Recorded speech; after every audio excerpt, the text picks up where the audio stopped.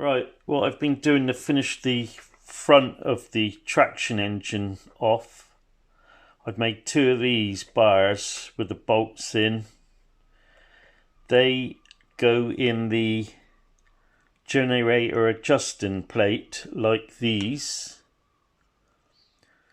and then what will happen is the generator with those two holes there slip onto the bolts,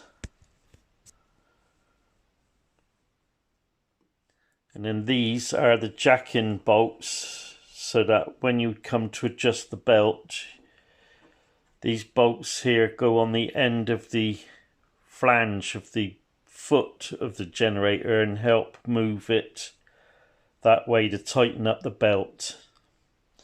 So I'm going to put the other bolt in there and get this fitted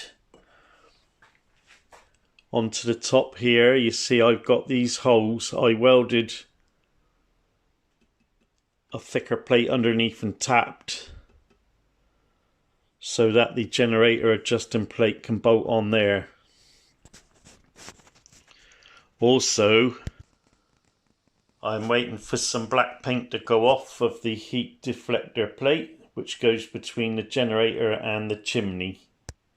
As soon as that's gone off, I can put it all together. Right, that's the generator adjusting plate on, and the deflector plate that goes between the chimney and the generator. Now I'll just place the generator on their bolts.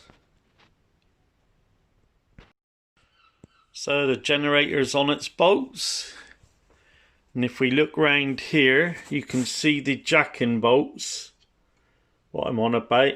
So when you've got the belt on going from here to the flywheel,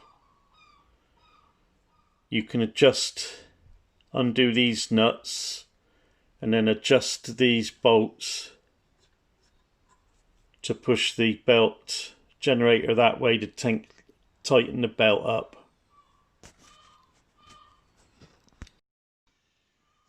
Right, that is the front part literally done. Next time I'll be changing the drawing, and I shall start doing the horn plates and the spectacle plates. Please subscribe to my channel and join me as I build a 2-inch scale Fowler Showman's traction engine.